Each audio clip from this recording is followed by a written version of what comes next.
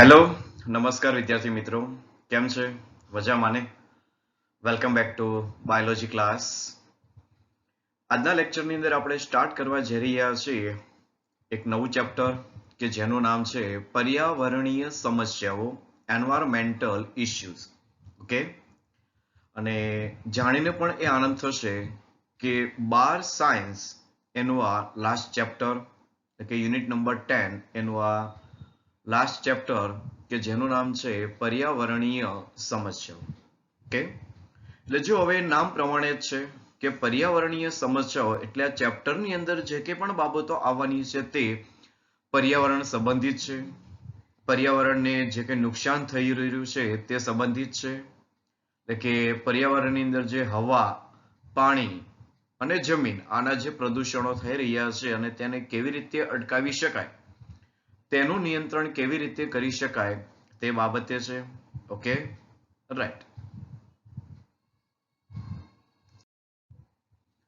Okay students chapter start કરતા પહેલા સમજી લઈએ તેનું મહત્વ ચેપ્ટરની અંદર આવનારા જે કંઈ મુદ્દા છે એનો કંઈક મહત્વ છે અને એ મુદ્દા એટલે કે હવા પ્રદૂષણ અને તેનું નિયંત્રણ ઓકે તો આ જે ટોપિક છે તેના પરથી એપ્રોક્સી 42 એટલા એમસીક્યુ લાસ્ટ 10 યરની અંદર જે કંઈ એક્ઝામ છે તેની અંદર પૂછાઈ ચૂક્યા છે ઓકે રાઈટ આ જે પોર્શન છે એનો પ્રસ્તાવનાનો ભાગ છે ઓકે ત્યાર પછી હવા પ્રદૂષણ એવી જ વાત કરીએ તો જળ પ્રદૂષણ અને તેનું નિયંત્રણ તો તેમાંથી પણ એપ્રોક્સી 52 કારણ કે આ બંનેની અંદર મેજર કોન્સેપ્ટ આવરી લેવાયા છે ઓકે ત્યાર પછી વાત કરીએ તો ઘન કચરો છે કૃષિ રસાયણ અને તેમની અસર છે કિરણોત્સર્ગી કચરો છે ઓકે તો આ જે ટોપિક છે એમાંથી પણ એવરેજ પૂછાઈ ચૂક્યા છે સમથિંગ 21-20 એવા એમસીક્યુ ગ્રીન હાઉસ જે અસર છે અને વૈશ્વિક ઉષ્ણતા એટલે કે જેને આપણે ગ્લોબલ વોર્મિંગ કહીએ છીએ તો તેમાંથી પણ એપ્રોક્સી 20 એમસીક્યુ એ પૂછાઈ ચૂક્યા છે ઓકે ત્યાર પછી જે કે પણ ઓઝોન અવક્ષયન છે અને અવનતીકરણ અથવા આપણે એવું કહી શકીએ કે વનનો વિનાશ ડિફોરેસ્ટેશન તો એમાંથી પણ એપ્રોક્સી 4 એમસીક્યુ એ પૂછાઈ ચૂક્યા છે ઓકે રાઈટ ઓકે તો સામાન્ય એક તો પ્રસ્તાવનાની વાત કરીએ કે મનુષ્યની વસ્તીમાં છેલ્લા 100 વર્ષોથી અકલ્પનીય વધારો નોંધાયો છે અને આપણે જાણીએ છીએ કે હાલના તબક્કે માનવ વસ્તી એનો જે કે પણ વૃદ્ધિ દર છે એ વધારે છે અને તે વધતી જઈ રહી છે રાઈટ અને તેને કારણે ખોરાક પાણી ઘર વીજળી રોડ વાહન અને બીજી અનેક વપરાશની જે વસ્તુ એની માંગમાં વધારો થયો છે ઓકે અને આ બાબત સમજવા જેવી છે કે જેમ માનવ વસ્તી વધશે તેમ એની જે કે પ્રાથમિક જે જરૂરિયાતો છે એ વધવાની છે અને જે કે પણ આ જે પ્રાથમિક જરૂરિયાતો છે એ સંતોષવા માટે જે કંઈ મનુષ્ય છે તે જે કુદરતી જે સ્ત્રોતો છે તેની ઉપર એ આધાર રાખે છે અને આવા જે કુદરતી સ્ત્રોતો એની ઉપર એ પુષ્કળ દબાણ પ્રેરે છે ઓકે કારણ કે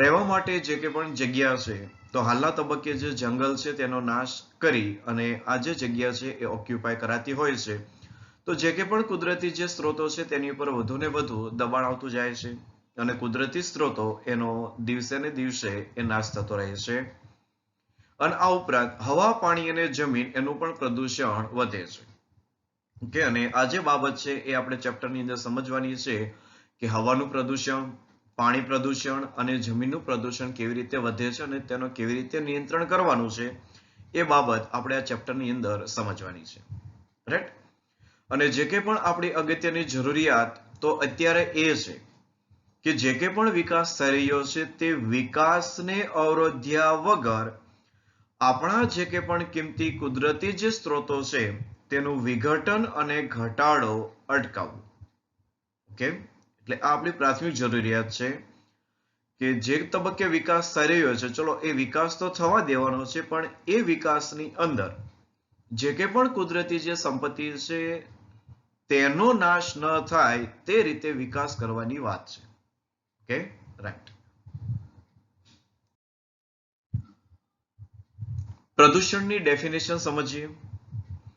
હવા, જમીન, પાણી અથવા તો ભૂમિમાં થતા કોઈ પણ અનિચ્છનીય ભૌતિક, રાસાયણિક અથવા તો જૈવિક ફેરફારને પ્રદૂષણ કહેવામાં આવે છે.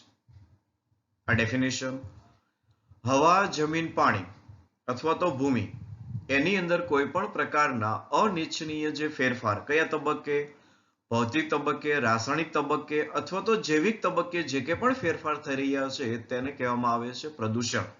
અને આ પ્રદૂષણ ફેલાવનારા જે ઘટકો છે એને કહેવામાં આવે છે પ્રદૂષકો, પોલ્યુટન્ટ. ઓકે, કારણ કે આવા જે ઘટકો છે તેના દ્વારા હવા, પાણી અને જમીન એની અંદર અનિચ્છનીય ફેરફાર એ થતા હોય છે. પર્યાવરણીય પ્રદૂષણને નિયંત્રિત કરવા માટે ભારત સરકાર દ્વારા એક અધિનિયમ એ પસાર કરવામાં આવ્યો છે અને આ અધિનિયમ છે ધ એન્વાયરમેન્ટલ પ્રોટેક્શન એક્ટ 1986. આ જે અધિનિયમ છે તે જે પર્યાવરણની અંદર હવા, જમીન અને પાણી આનું જે પ્રદૂષણ થઈ રહ્યું છે તેને અટકાવવા માટેનો અધિનિયમ છે પર્યાવરણીય સંરક્ષણ અધિનિયમ 1986. આની અંદર પસાર કરવામાં આવ્યો છે અને આ જે બાબત છે એ MCQ માટે IMP છે, જે આપણા પર્યાવરણનું રક્ષણ અને તેમજ તેમની જે ગુણવત્તા છે તેની અંદર સુધારો કરવા માટે છે. ઓકે, એટલે એક સામાન્ય માહિતી. ઓકે, વાત કરીએ હવે ફર્સ્ટ ટોપિક, હવાનું પ્રદૂષણ અને તેનું નિયંત્રણ. બધા જ સજીવો શ્વસન ક્રિયા માટે હવા પર આધારિત છે. આ વાસ્તવિકતા. અને હવાનું પ્રદૂષણ એ બધા સજીવો માટે હાનિકારક છે. કે હવાની અંદર આવા હાનિકારક પ્રદૂષકો એ રહેલા છે અને તે સજીવ સૃષ્ટિને નુકસાન પહોંચાડે છે. તેને કારણે પાકની વૃદ્ધિ અને તેના ઉત્પાદનમાં ઘટાડો જોવા મળે છે. એટલે આ બાબત જો વ્યવસ્થિત સમજવાની છે કે હવાનું જે પ્રદૂષણ છે એ માત્ર માનવ અથવા તો પ્રાણી સૃષ્ટિને જ એ વિપરીત અસર પહોંચાડે છે તેવું નથી. તે વનસ્પતિ જે સૃષ્ટિ છે તેની ઉપર પણ તેની આવી કંઈક હાનિકારક અસરો રહેલી છે અને એ અસરમાં એક તો પાકની જે વૃદ્ધિ છે તેની અંદર અવરોધ લાવે છે, પાકનું જે ઉત્પાદન છે તેની અંદર ઘટાડો નોંધાય છે અને વનસ્પતિ એ પોતે અકાળે મૃત્યુ પામે છે. અપરિપક્વ સ્થિતિની અંદર જ આ જે વનસ્પતિ છે તે મૃત્યુ પામે છે. તો વનસ્પતિ સૃષ્ટિ માટે પણ હવાનું પ્રદૂષણ એ હાનિકારક છે. હવાનું પ્રદૂષણ મનુષ્યની અને પ્રાણીઓની શ્વસન ક્રિયા ઉપર પણ અસર કરે છે. એટલે જ વાત કરી કે સજીવ સૃષ્ટિ કે જેની અંદર પ્રાણી સૃષ્ટિ અને વનસ્પતિ સૃષ્ટિ બંને છે તો એ બંનેને એ હાનિકારક અસર પહોંચાડે છે. અને આવી હાનિકારક અસરોનો આધાર પ્રદૂષકની સાંદ્રતા કે એ કેટલા પ્રમાણની અંદર એ વાતાવરણની અંદર નોંધાયા છે, પાર્ટ્સ પર મિલિયન જો કે એમનો એકમ છે તો એ પ્રમાણે એ કેટલા પાર્ટ્સ પર મિલિયનમાં એ હવાની અંદર કણમય સ્વરૂપે છે.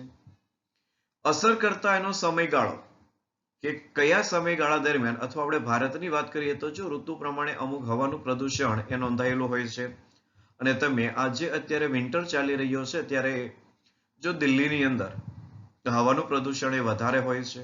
ઓકે, એટલે અસર કરતા સમયગાળો અને ખાસ કરીને આપણને પણ ખ્યાલ છે કે વહેલી સવારે આવા જે પ્રદૂષકો હોય છે વાતાવરણની અંદર મોટી માત્રામાં જોવા મળે છે, રાઈટ?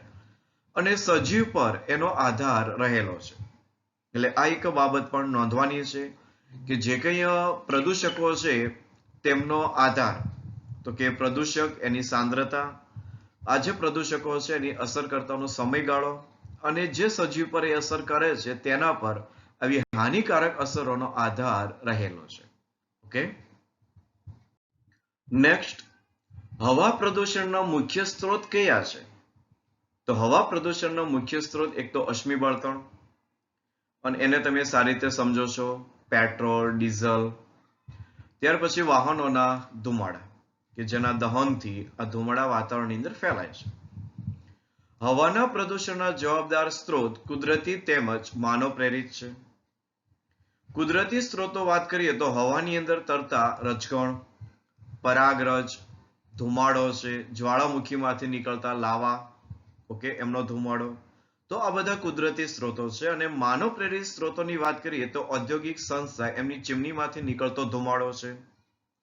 થર્મલ પાવર સ્ટેશન, વાહન છે, ગૃહ વપરાશ છે, લોખંડને પીગાળવા માટેના એકમો, તો આ બધા માનવ પ્રેરિત જે કંઈ અહીંયા ધુમાડો નીકળે છે તે સ્ત્રોતો છે.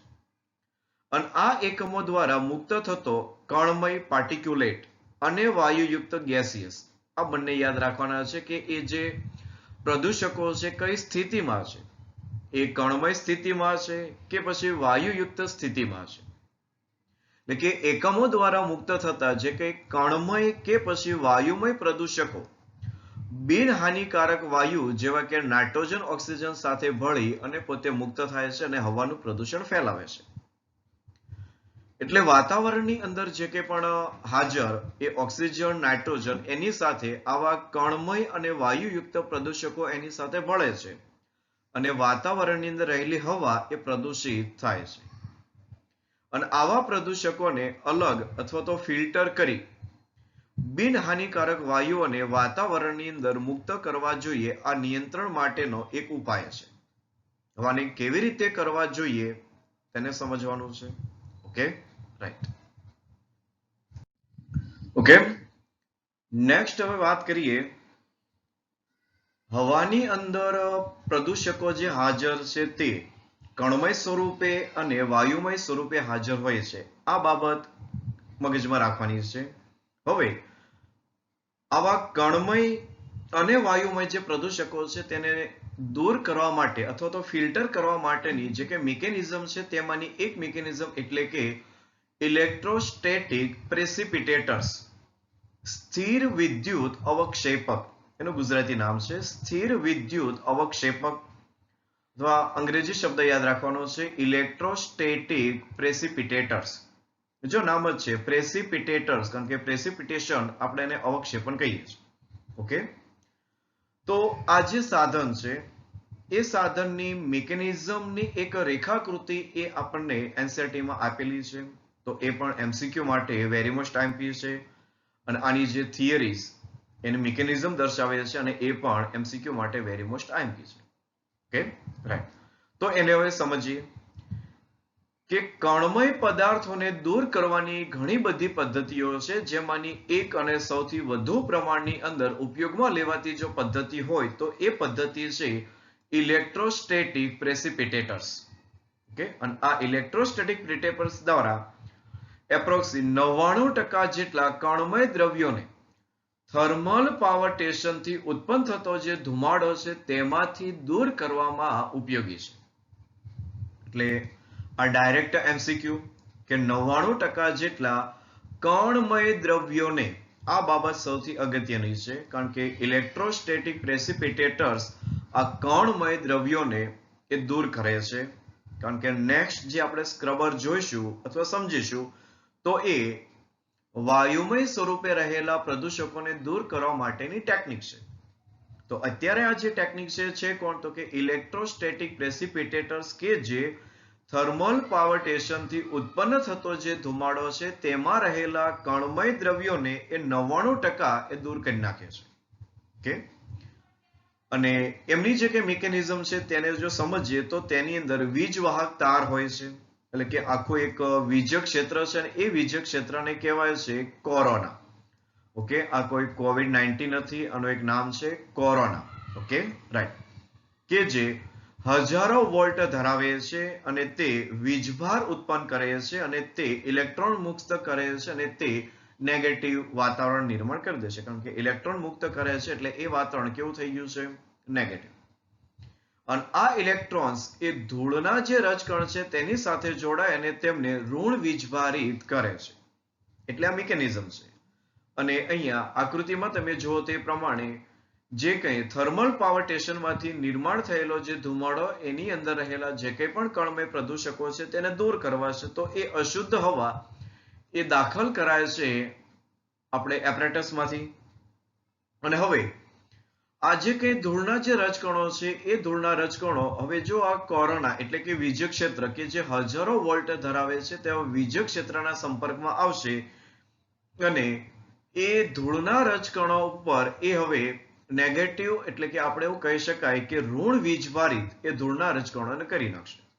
ઓકે, અને હવે આ નેગેટિવ જે કે પણ ધૂળના રજકણો છે તેને આ જે પ્લેટ તમને અહીંયા બતાવે છે તે મુજબ આ પ્લેટ એ ધન વીજભારિત અને તેમની સાથે આકર્ષિત થશે અને આ પ્લેટ ઉપર આ જે નેગેટિવ ઋણ વીજભારિત કણો છે એ ત્યાં સ્થાપિત થઈ જશે. એટલે જે કંઈ પણ કણમય પ્રદૂષકો છે એ કણમય પ્રદૂષકો આ પ્લેટ ઉપર એ જમા થઈ જશે અને હવે આવી જમા થયેલી જે પ્લેટો છે એને સમયાંતરે દૂર કરવામાં આવશે. એટલે વાત કરી તેમ કે એક પ્રકારે ઇલેક્ટ્રોસ્ટેટિક પ્રેસિપિટેટર્સ ની અંદર વીજવાહક તાર હોય છે જે કોરોના વીજ્ય ક્ષેત્ર કહેવાય અને તે હજારો વોલ્ટ ધરાવે છે અને એ પ્રમાણે વીજભાર એટલે કે ઇલેક્ટ્રોન્સ મુક્ત કરી દેશે અને આવા ઇલેક્ટ્રોન્સ એ ધૂળના જે રજકણ છે તેની સાથે જોડાય અને ધૂળના રજકણોને એ પોતે કરી નાખશે ઋણ વીજભારિત અને સંગ્રાહક તક્તિઓ વીજભારિત ધૂળના રજકણોને આકર્ષે છે અને તક્તિઓ વચ્ચે હવાની ઘનતા એટલી ઓછી હોય છે કે રજકણો એ તેની ઉપર પડી જશે. ઓકે, અને વાત કરીએ તેમ કે આવી જે તક્તિઓ એ હવે ત્યારબાદ સમયાંતરે એની ફેરબદલ કરવામાં આવે છે. Okay, right. ઓકે, નેક્સ્ટ સાધન છે સ્ક્રબર્સ, ગુજરાતીમાં માર્જક. ઓકે, અને આ જે સ્ક્રબર્સ એ ઉપયોગી છે સલ્ફર ડાયોક્સાઇડ જેવા વાયુઓને દૂર કરવા માટે, એટલે કે જે કંઈ ધુમાડો છે તેમાં રહેલા વાયુમય પ્રદૂષકોને દૂર કરવા માટે તો કે સ્ક્રબર્સ. અને એની મિકેનિઝમમાં જે કંઈ ધુમાડો છે તેને પાણી અથવા તો ચૂનાના ફુવારામાંથી પસાર કરવામાં આવે છે અને સ્ક્રબરના જે કંઈ આઉટલેટ ભાગ છે ત્યાંથી ચોખ્ખી હવા તો કે બહાર નીકળી જશે. આ એની રેખાકૃતિ છે, એ પણ એમસીક્યુ માટે આઈએમપી. Okay, right. હવે વાત કરીએ જે કંઈ પ્રેસિપિટેટર્સ કે જે કણમય દ્રવ્યોને દૂર કરે છે, પણ આવા પ્રેસિપિટેટર્સ એ વધુ ને વધુ અથવા તો અતિ સૂક્ષ્મ હોય તેવા જે કણ છે તેને દૂર કરી શકતા નથી અને એની જે કંઈ પણ હવે ભયજનકતા છે એનો થોડો ઘણો અંદાજ આવ્યો છે. CPCB આ એક શોર્ટ નેમ છે, એનું ફૂલ નેમ સૌએ યાદ રાખવાનું છે, central pollution control board. CPCB, C for central, P for pollution, C for control and B for board. તો તે પ્રમાણે સંશોધન થયું છે કે 2.5 માઇક્રોમીટર કે પછી તેનાથી ઓછા વ્યાસવાળા કણ એ મનુષ્યના સ્વાસ્થ્ય પર એ હાનિકારક અસર કરે છે.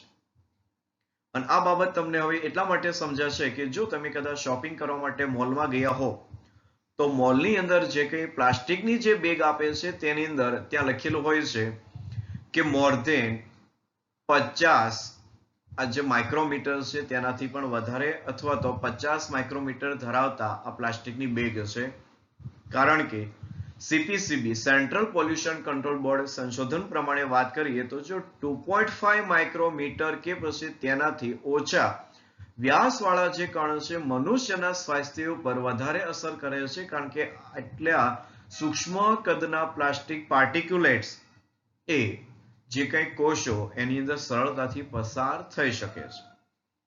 અને આવા સૂક્ષ્મ કણમય દ્રવ્યો કે જે ફેફસાની અંદર ઊંડે સુધી શ્વાસમાં લેવાય છે અને તે શ્વાસોશ્વાસ અને શ્વસનને લગતા લક્ષણ એ ઉત્પન્ન કરે છે, જે બળતરા, સોજો, ફેફસાને નુકસાન અને અકાળે મૃત્યુને નોતરે છે. એટલે માર્કેટની અંદર જે પ્લાસ્ટિક છે એ વાપરવા માટેની છૂટ કહે છે તો જો 50 માઇક્રોમીટર અથવા તેનાથી વધારે, કારણ કે 2.5 માઇક્રોમીટર કે તેનાથી ઓછા વ્યાસવાળા જે કણો છે એ મનુષ્ય માટે વધારે હાનિકારક છે. ઓકે, એટલે આ બાબત પણ એક ખાસ યાદ રાખવાની છે. ડાયરેક્ટ એમસીક્યુ છે કે સેન્ટ્રલ પોલ્યુશન કંટ્રોલ બોર્ડ દ્વારા 2.5 માઇક્રોમીટર કે તેનાથી ઓછા વ્યાસવાળા જે કણ છે એ મનુષ્ય માટે વધારે અથવા એમના સ્વાસ્થ્ય માટે વધારે હાનિકારક છે. Okay, right. ઓકે, નેક્સ્ટ વાત કરીએ વાહનો દ્વારા થતું પ્રદૂષણ. અને આ જે પ્રદૂષણ છે તેને અટકાવવા માટે કયા પ્રકારના પગલાં પણ લઈ શકાય. મહાનગરની અંદર હવાઈ પ્રદૂષણ માટે વાહનો એક મુખ્ય કારણ છે. જેમ જેમ શહેરી મહોલ્લાની અંદર વાહનોની જે કંઈ સંખ્યા છે એ વધે છે તેમ આ સમસ્યા અન્ય નાના શહેરની અંદર પણ વિસ્તરી રહી છે. તો તેના માટે યોગ્ય પગલાં લેવા માટે એક બાબત એ છે કે વાહન છે એની યોગ્ય જાળવણી કરવી, એનો સમયાંતરે એનું જે મેન્ટેનન્સ અથવા તો યોગ્ય સમયાંતરે એની સર્વિસ કરાવી. બીજી બાબત, સીસા મુક્ત પેટ્રોલનો ઉપયોગ, લેડ ફ્રી જે પેટ્રોલ કે પછી ડીઝલ એના ઉપયોગથી તેમના દ્વારા મુક્ત કરાતા જે પ્રદૂષક એની અંદર ઘટાડો થઈ શકે. તો આ પહેલો ઉપાય. બીજો ઉપાય એ છે કે વાહનની અંદર કેટેલાઇટિક કન્વર્ટર્સ એ વાપરવા જોઈએ. અને આવા કેટેલાઇટિક કન્વર્ટર્સ એ હોય છે પ્લેટિનમ ધાતુ, પેલેડિયમ ધાતુ કે પછી રોહડિયમ ધાતુ. અને આવી જે ધાતુ છે વધારે કિંમતી હોય છે. તો આવી કિંમતી ધાતુનો ઉપયોગ કેટાલિસ્ટ તરીકે કરવામાં આવે અને તેને વાહનોમાંથી ઝેરી વાયુઓના ધુમાડાની અંદર ઘટાડો કરવા માટે વાહનની અંદર ઉપયોગ કરવામાં આવે. કારણ કે આવા જે કેટાલાઇટર છે એ બળિયા સિવાયનો જે કે પણ ધુમાડો એની અંદર રહેલા જે કે પણ હાઇડ્રોકાર્બન, તો કે આવા હાઇડ્રોકાર્બનને એ કાર્બન ડાયોક્સાઇડ અને પાણીની અંદર ફેરવી નાખે છે. કાર્બન મોનોક્સાઇડ અને નાઇટ્રિક ઓક્સાઇડ જેવા ઝેરી વાયુઓને એ પોતે કાર્બન ડાયોક્સાઇડ અને નાઇટ્રોજન વાયુઓની અંદર ક્રમિક રીતે ફેરવી નાખે છે. એટલે આ એનો ઉપયોગ છે કે જ્યારે ધુમાડો આવા કેટેલાઇટિક કન્વર્ટરમાંથી જ્યારે પસાર થાય છે ત્યારે બળિયા વગરના જે કે પણ હાઇડ્રોકાર્બન અથવા તો અપૂર્ણ દહન થઈ ગયેલા જે હાઇડ્રોકાર્બન છે તેનું એ સંપૂર્ણ દહન કરે છે કાર્બન ડાયોક્સાઇડ અને પાણીની અંદર. અને હાનિકારક વાયુઓ કે જેવા કાર્બન મોનોક્સાઇડ અને નાઇટ્રસ ઓક્સાઇડ તો એમને ફેરવી નાખે છે બિનહાનિકારક વાયુ કાર્બન ડાયોક્સાઇડ અને નાઇટ્રોજન વાયુની અંદર, કારણ કે આ બિનહાનિકારક છે. Okay, right. અને જે મોટર કે વાહન કેટેલાઇટિક કન્વર્ટરથી જ્યારે સુસજ્જ હોય છે ત્યારે આવા વાહનની અંદર વપરાવવું જોઈએ સીસા રહિત પેટ્રોલ. ઓકે, કારણ કે જ્યારે આવું સીસા રહિત પેટ્રોલ વાપરવામાં આવશે ત્યારે આ જે કેટેલાઇટિક કન્વર્ટર કે જે પોતે એક કેટાલિસ્ટ તરીકે કામ કરે છે, એક ઉત્પ્રેરક તરીકે જ્યારે કામ કરે છે ત્યારે એની ક્રિયાશીલતા વધે છે. પરંતુ જો એ સીસા રહિત પેટ્રોલ વાપરવામાં નહીં આવે તો એ પેટ્રોલમાં રહેલું સીસું એ કેટાલિસ્ટને તો કે નિષ્ક્રિય કરે છે. એટલે એની વધારે અસરકારક ક્રિયાશીલતા માટે વાહનની અંદર જ્યારે એવા કેટેલાઇટર વપરાતા હોય છે તો ત્યારે એ વાહનની અંદર પેટ્રોલ ડીઝલ વપરાવવું જોઈએ સીસા રહિત. Okay, right. એર પોલ્યુશન કે જેની અંદર હવે વાત કરીએ તો અવાજનું પ્રદૂષણ પણ આવી જાય છે, કારણ કે એની પણ ગણના હવે હવાના પ્રદૂષણની અંદર આવી ગઈ છે. કારણ કે પહેલા અવાજનું અથવા તો ઘોંઘાટ પ્રદૂષણ એ અલગ હતું, પણ હવે અધિનિયમ જ્યારે પસાર થયો ત્યારે અહીંયા અવાજના પ્રદૂષણને પણ હવા પ્રદૂષણની અંદર સામેલ કરી લીધું છે. ઓકે, તો ભારતની અંદર the air prevention and control of pollution નો કાયદો 1981 ની અંદર અમલમાં આવ્યો, પણ 1987 ની અંદર તેની અંદર હવે સુધારો કરવામાં આવ્યો અને તેમાં હવાના પ્રદૂષણ તરીકે ઘોંઘાટ નોઇઝ એ પ્રદૂષણને પણ આવરી લેવામાં આવ્યું છે. અને આ ફેક્ટ બાબત MCQ માટે જરૂરી છે. તો ઘોંઘાટ એવો અવાજ કે જે અસ્વીકાર્ય અને અણગમતો હોય. ઓકે, આનાથી પરિચિત છો તમે, રાઈટ. તો આપણે મોટા અવાજોને આનંદ અને મનોરંજન સાથે જોડવા ટેવાયેલા છીએ, પણ આપણે ભૂલી રહ્યા છીએ કે અવાજ એ મનુષ્યમાં મનોવૈજ્ઞાનિક અને દેહ ધાર્મિક જે અનિયમિતતાઓ એ ઉત્પન્ન કરે છે. અતિશય ઊંચા અવાજનું સ્તર 150 ડેસિબલ 150 કે તેથી વધારે જેટ પ્લેન કે રોકેટના ઉડ્ડયન દરમિયાન ઉત્પન્ન થાય છે. થોડા સમય માટે પણ આવા અવાજને કારણે કાનના પડદાને નુકસાન થઈ શકે છે અને કાયમી ધોરણે સાંભળવાની અંદર તકલીફ પડે છે, એટલે બહેરાશ પણ આવી શકે છે. ઓકે, એટલે નોઇઝ પોલ્યુશનની અંદર 150 ડેસિબલ થી પણ વધારે જે ડેસિબલ ધરાવતો જે અવાજ છે તે ઘોંઘાટ પ્રદૂષણ તરીકે સ્વીકાર્ય છે. ઓકે, એને એક અન્ય હાનિકારક અસર વાત કરીએ તો ઘોંઘાટની ઓછી માત્રા ધરાવતા શહેરની અંદર પણ સતત જે અવાજ થાય છે તે મનુષ્યના કાયમી ધોરણે સાંભળવામાં પણ તકલીફ ઊભી કરે છે. ઘોંઘાટને કારણે અનિદ્રા, હૃદયના ધબકારા વધી જવા, શ્વાસોશ્વાસની જે કે પદ્ધતિ અથવા શ્વાસોશ્વાસની ક્રિયા ઝડપી વધારે બનવી, અને મનુષ્યની અંદર તણાવ પણ આવી શકે છે. તો ઘોંઘાટ જે પ્રદૂષણ છે તેનું નિયંત્રણ એ કેવી રીતે કરી શકીએ? અવાજના પ્રદૂષણની હાનિકારકતાને જોતા શું તમે તમારી આસપાસ અવાજ પ્રદૂષણના બિનજરૂરી સ્ત્રોતને ઓળખી તેને તાત્કાલિક રીતે ઘટાડવા કોઈને આર્થિક નુકસાન ન થાય તે રીતે કેવા પગલાં લેશો? તો એમાં પ્રથમ સ્ટેપ એ છે કે ઔદ્યોગિક એકમની અંદર જે કંઈ પણ ઘોંઘાટ થઈ રહ્યો છે તેને દબાવવા માટે અથવા તો તેને શાંત કરવા માટે સાઉન્ડ પ્રૂફ અથવા અવાજનું શોષણ કરી લે તેવી દિવાલો, આપણને પણ ખ્યાલ છે કે સિનેમા ઘરની અંદર આવી દિવાલો હોય છે, અથવા અવાજને દાબી દે તેવા સાધન, અને આવા અવાજને દાબી દે તેને આપણે કહીએ છીએ મફલ. તમે જો જોયા હશે કે નાની જે બેબી હોય એને સુવડાવવા માટે એના જે કેરટેકર હોય છે એ જો એક પ્રકારે એક દેખાય તમને હેડફોન જેવું જ તે, પણ એ અવાજ એ દાબી દેતા હોય છે, એટલે બાજુનો અથવા તો બીજો કોઈ પણ અનવોન્ટેડ જે અવાજ છે એ બેબીને ન સંભળાય અને બેબી એ આરામથી સૂઈ જાય એટલા માટે જો આવા એ મફલ એ માર્કેટની અંદર અવેલેબલ છે જ. ઓકે, તો અવાજને દાબી દે તેવા જે મફલ છે તેનો ઉપયોગ પણ કરી શકાય. બીજું, અવાજને લગતા કાયદા એના ઉપયોગથી કે જેમાં હોર્ન એને ફ્રી વિસ્તાર કે હોસ્પિટલ અને શાળાઓની અંદર ન વગાડવા જોઈએ અથવા એટલા વિસ્તારની અંદર એની મનાઈ ફરમાવવી જોઈએ. લાઉડ સ્પીકર અને ફટાકડા માટે અવાજનું સ્તર તેમજ અમુક સમય બાદ તેના ઉપયોગ ઉપર પ્રતિબંધ હોવો જોઈએ. કે જો કે મેટ્રો સિટીમાં હવે આ રાત્રે 12 નહીં પરંતુ 10 વાગ્યા પછી આ પ્રતિબંધ આવી ગયો છે ને, રાઈટ? અને આવા પગલાથી આપણે ઘોંઘાટના પ્રદૂષણથી રક્ષણ પણ મેળવી શકીએ છીએ. Okay, right. હવે સ્ટડી કેસની વાત કરવાની છે કે જે કંઈ પ્રદૂષણ છે તેના નિયંત્રણ માટેના સ્ટડી કેસ છે. તો આવો એક સ્ટડી કેસ એ દિલ્હીની અંદર છે. તો વાહન વ્યવહાર વાયુ પ્રદૂષણના નિયંત્રણ માટેનો એક દિલ્હીનો સ્ટડી કેસ. સૌથી વધારે વાહનોની વસ્તીના ટ્રાફિક સાથે દિલ્હી એ દેશની સૌથી વધુ હવાનું પ્રદૂષણ ધરાવે છે.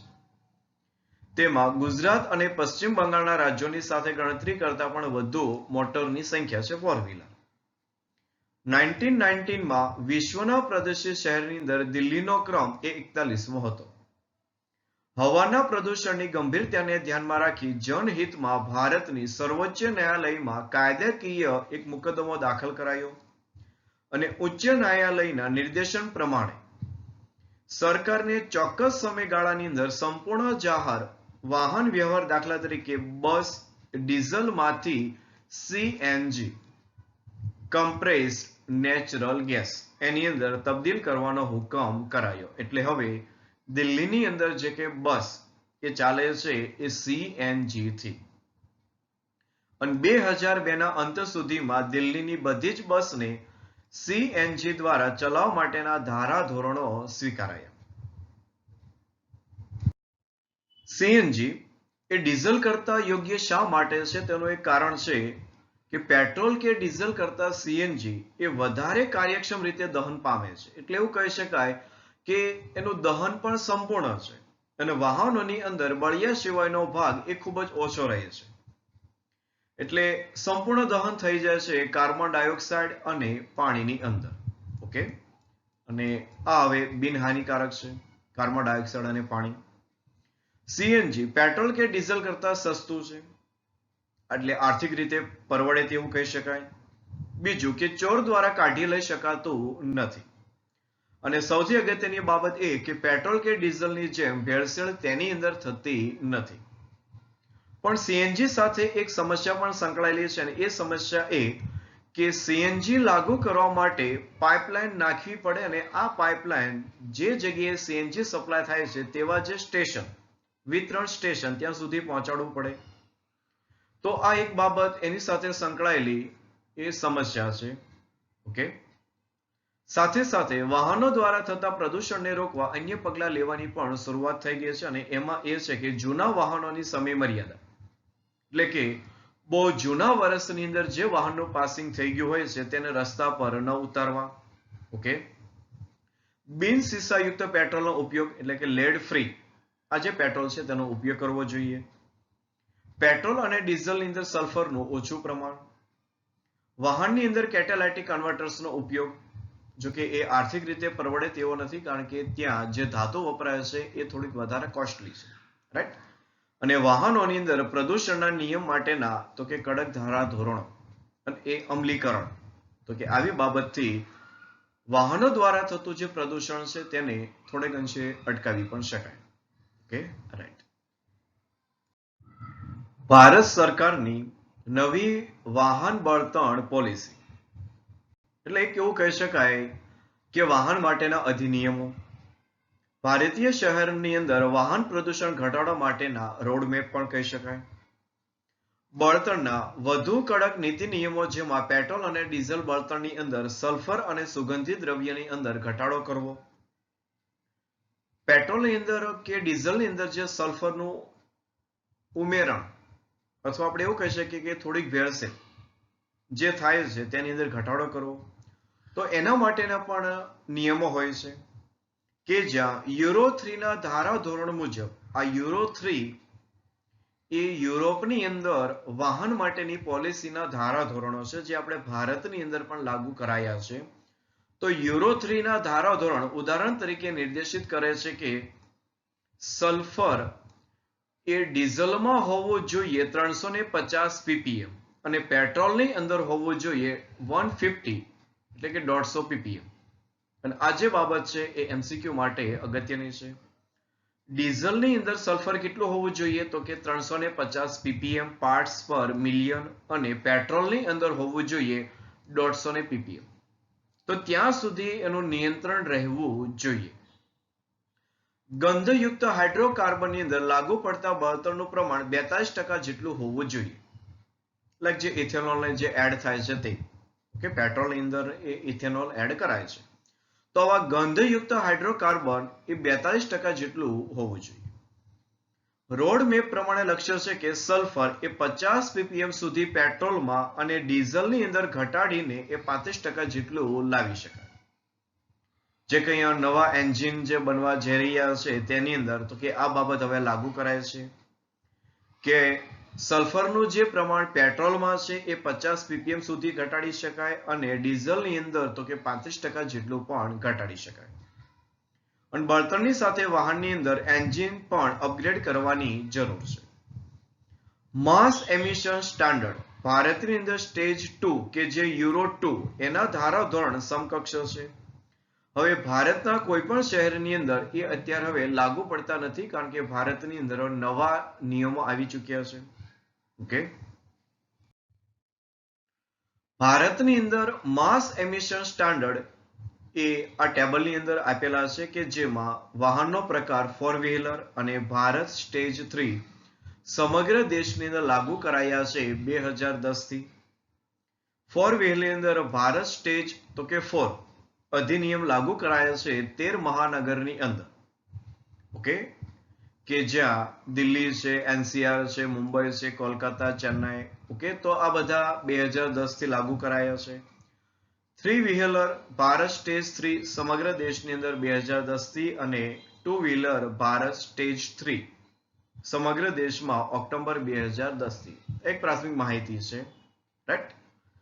અને આ પ્રયત્નને કારણે દિલ્હીની અંદર હવાની ગુણવત્તાની અંદર નોંધપાત્ર સુધારો જોવા મળ્યો છે, કારણ કે આ સ્ટડી કેસ હતો દિલ્હીનો, રાઈટ. અને અંદાજિત પ્રમાણથી કાર્બન ડાયોક્સાઇડ અને સલ્ફર ડાયોક્સાઇડના સ્તરમાં 1997 અને 2005 માં તો કે ઘણો ઘટાડો જોવા મળ્યો છે. ઓકે ઓકે સ્ટુડન્ટ્સ, તો નેક્સ્ટ લેક્ચરની અંદર આપણે અભ્યાસ કરશું હવે water pollution and its control, એટલે કે જળ પ્રદૂષણ અને તેને અટકાવવા માટેના નિયંત્રણ. Okay, right. તો મળીએ નેક્સ્ટ લેક્ચરની અંદર. ત્યાં સુધી આપ સૌને all the best. Have a nice day and thank you. Your nose, or else you end up breathing polluted air. Your nose, or else you end up breathing polluted air. But what does the term pollution mean? Pollution, simply put, is an undesirable change in the physical, chemical or biological characteristics of air, water, land or soil that may have detrimental effects on living organisms. Substances that bring about such undesirable changes are called pollutants. The air we breathe has become highly polluted over the last decade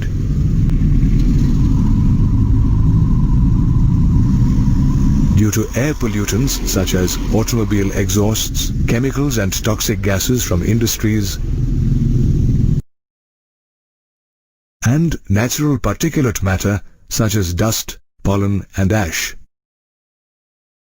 These pollutants not only pollute the air, but also have detrimental effects on all living organisms. Depending on the concentration of the pollutants and the duration of exposure, plants and animals are affected in different ways.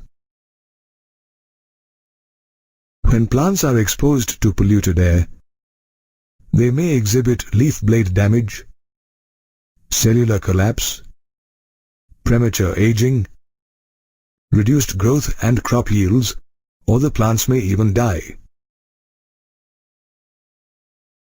Like plants, the harmful effects of air pollutants are seen in animals, including human beings. Eye and nasal irritation, headache, shortness of breath, and respiratory diseases are some of the harmful effects of air pollutants. Every year, the health of people and roadside plants has been deteriorating due to a continuous rise in air pollution. So, how do we make our environment healthier? In 1986, our government passed the Environment Protection Act with a view to take preventive actions to control environmental pollution. This act made several industries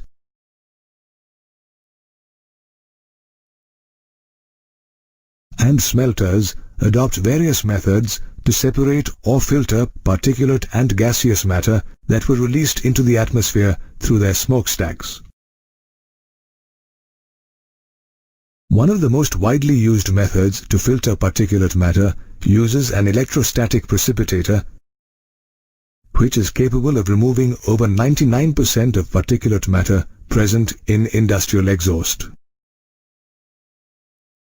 Another method requires the use of scrubbers. However, this method is incapable of removing very tiny particulate matter. According to the Central Pollution Control Board, or CPCB, particulate matter measuring 2.5 micrometers or less in diameter is responsible for causing many respiratory diseases. Apart from pollutants released from industries, automobile exhausts are also a potent source of air pollution. With the ever-increasing number of vehicles in our country, it has become essential to take proper measures to minimize the release of vehicular exhausts.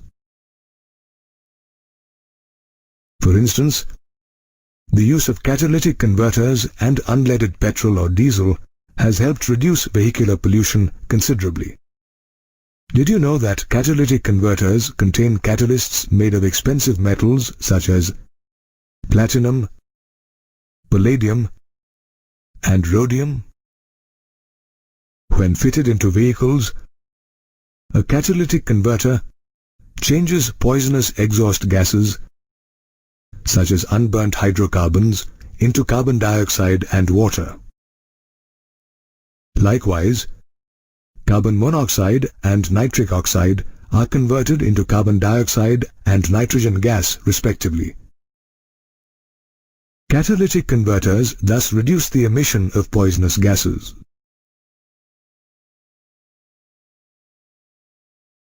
However, vehicles fitted with catalytic converters should use unleaded petrol, as lead in the petrol inactivates the catalyst. In addition, the use of compressed natural gas or CNG has also proved very helpful in reducing air pollution.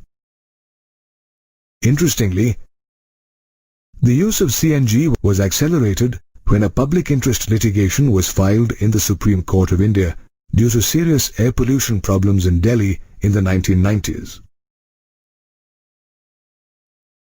The court asked the government to take appropriate measures in a specified time frame, which also included converting all diesel buses to CNG buses. In fact, by the end of 2002, all buses in Delhi were running on cheaper and more efficient CNG. Besides the use of CNG, unleaded petrol and catalytic converters, the government of Delhi has also taken several other measures to control air pollution. This includes the use of low-sulfur petrol and diesel and the implementation of stringent pollution level norms for vehicles. Moreover, the Indian government formulated a new auto fuel policy to reduce vehicular pollution in other cities as well. This policy was based on the European standards or Euro norms and took effect in 2000. These norms are more stringent and required vehicle engines to be upgraded. The implementation of these stringent norms has considerably improved air quality. However, another air pollutant, noise, also required serious attention, and so amendments were made to the Air Prevention and Control of Pollution Act, which was implemented in India in 1981 to include noise as an air pollutant. Noise is an undesirable high level of sound which has an adverse effect on human beings.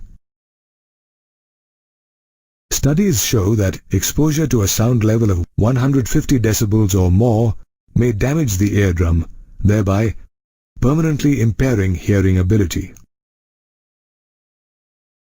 In fact, even prolonged exposure to lower sound levels, such as drilling and industrial noise, could have the same effect. Noise also causes sleeplessness, stress, increased heartbeat, and an altered breathing pattern. Considering these harmful effects, the government has taken stringent measures to regulate sound levels in cities as well as industrial belts. For instance, in cities,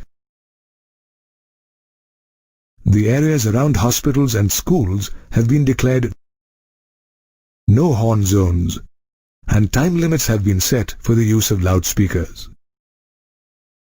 Industries have also been encouraged to use sound-absorbent materials, and workers too, who are exposed to loud sound levels, are being encouraged by the government to use earmuffs. Although our country has several legislative measures to prevent and control